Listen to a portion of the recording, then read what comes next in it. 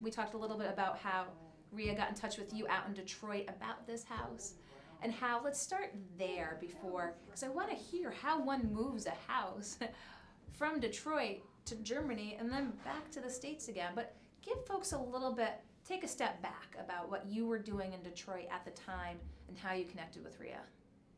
Well, I was particularly fascinated. I was in Berlin, and I was an expatriate, 20 years an expatriate. Now it's over that, 26 years. Huh? And looking from outside, it's easier to have perspective.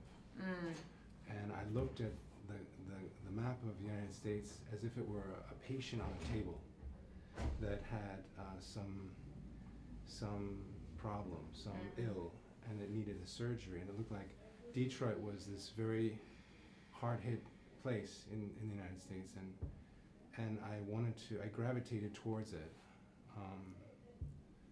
And what was born out of, in my kitchen, at the kitchen table, born out of an idea of bringing a house from Detroit to Berlin in order to save the memories, the childhood memories of just a family. It evolved into actually realizing that there were very important houses that needed to be saved. And this was the most important house I could ever imagine being involved in saving. Have you ever moved a house before? I did. So you've got house moving history. Yeah, I did.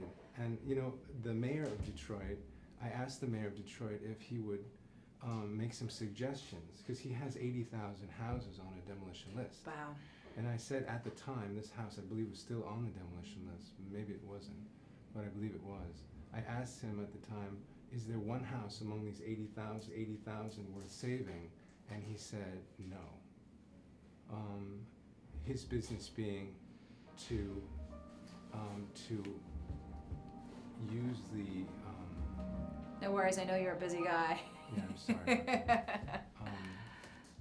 His business being, it's part of he's under federal investigation because he is, the demolition business in Detroit is very particular. It's a business. It went right sky high. So he was using this house was worth more to him to demolish it than to save it. And so when you teamed up with Ria and said, we can take this, and you wanted to bring it to Berlin, as you said, you had that outside perspective. To the average layperson, to a reporter in a studio, it just boggles my mind how one goes through the process to literally dismantle a house and bring it across the Atlantic Ocean. Yeah.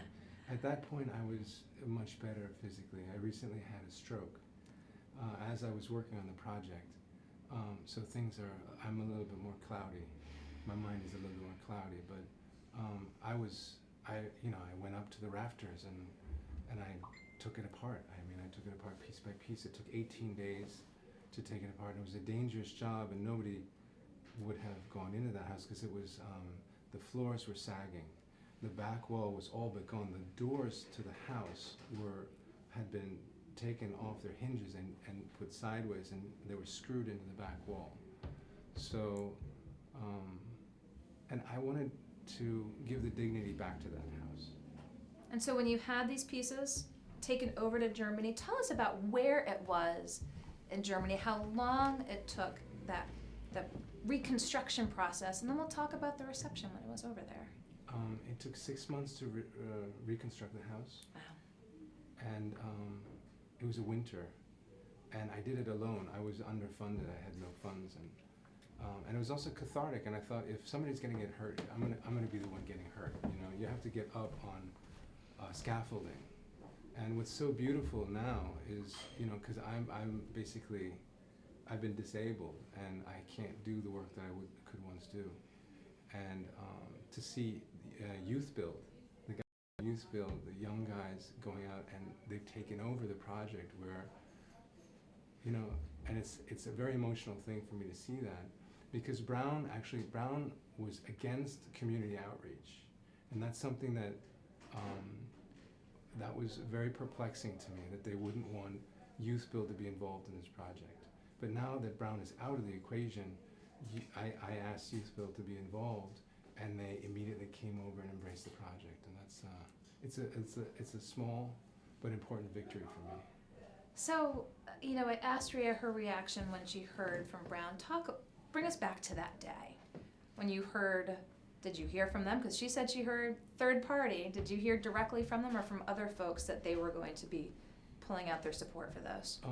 Neither I nor Rhea got a message about this directly from Brown before we read about it in the paper. So, you have to know something else, that I wrote an article the day that the show was canceled and that was defunded by Brown. I had written an article called "The Rosa Parks University That Isn't." And it underscored the fact that in America there is no Rosa Parks University. We have a Thomas Jefferson University of Washington University. They were slave holders. There's no Rosa Parks University in anywhere in the United States. This article pointed that out, and I made a suggestion at the end of the article that Brown change its name due to its past and due to its, the association with the slave trading Browns, that they change it to Rosa Parks University. The article was published in the morning of March 8th, and the afternoon of March 8th, Brown pulled the plug on the project. And not only that, in the comment section, there's a comment by Sylvia Brown, a direct descendant of basically a mixed bag of abolitionists and slave traders. Direct descendant was she left a very vitriolic comment in the comment section of this article, "The Rosa Parks University That Isn't." And what did she say?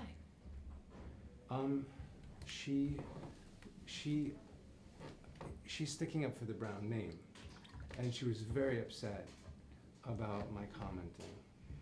The idea that the name be changed to Rosa Parks University was highly offensive to her.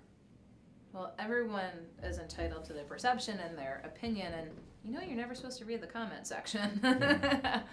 So talk with us, bring us back to Germany, and when the house was over there, and the overwhelming reception. Rhea talked a little bit about it herself. Why do you think it was embraced to such a level in Germany when it was on display? Well, the Germans have faced their past. And I remember many years ago, basically 20 years ago, television has evolved a lot in the past 20 years, and there weren't so many channels in Berlin, in Germany rather, when I was living in Germany so many years ago. And I remember you changed a channel, it was something about the Second World War. You changed the channel, they had a propaganda machine, a re-education to set things straight from the atrocities of the Second World War. Their mentality now is, it's a very correct mentality. They're the most democratic people that I know, the Germans, today, and the ones that I know. And they have a way of approaching history which is to embrace and to try to understand the past instead of trying to run away from it. And in America, we are the personification of hypocrisy. Well, I asked Rhea, did she think we'd be where we are in 2018 in the state of where things are with civil rights and race relations? And she basically, said no. How are we at this place in 2018? And that's how part of what you see is that Germany embraced the past, the United States just continues to not do so. Yeah. I just wanted to, with this project, I just want to give the people the chance to make up their own minds as to what the significance of this house is. Mm. And we came so far, and the house is basically rebuilt. And it's painful to see that we have a shotgun to our heads, and it's an economic shotgun. Brown is saying, if you don't get it out of here now, we're not going to pay for the dismantling and the shipment. So they want it out of here at all costs, because it's obviously something that bothers them. I had intended for the Brown students to be the jury, and for this house to serve as evidence in a trial held in a courtroom which was Brown University. Mm. And instead, it's indescribable how the very act of pushing this project away is highlighting the very things that this project was trying to shed light on. And so, again, you heard from Brown that day that you had posted and published your letter on the situation, and I just asked Rhea, as you said, they are trying to force you out, and there's economics here. There is, how is this going to stay there, be dismantled? What's the next move? Do you have any sense what's the next move? Well, you know, Saturday is the celebration, and it's also a farewell. It is a house that is outcast. It is a house without a home. And I don't know if I want to stay any longer in Providence, because there are two types of people that I've met in Providence. The people who are afraid of Brown University and the people who aren't. And you have to remember, those who are afraid of Brown University, you have to remember that this fear is just a monster that's in your head. It doesn't actually exist out there someplace.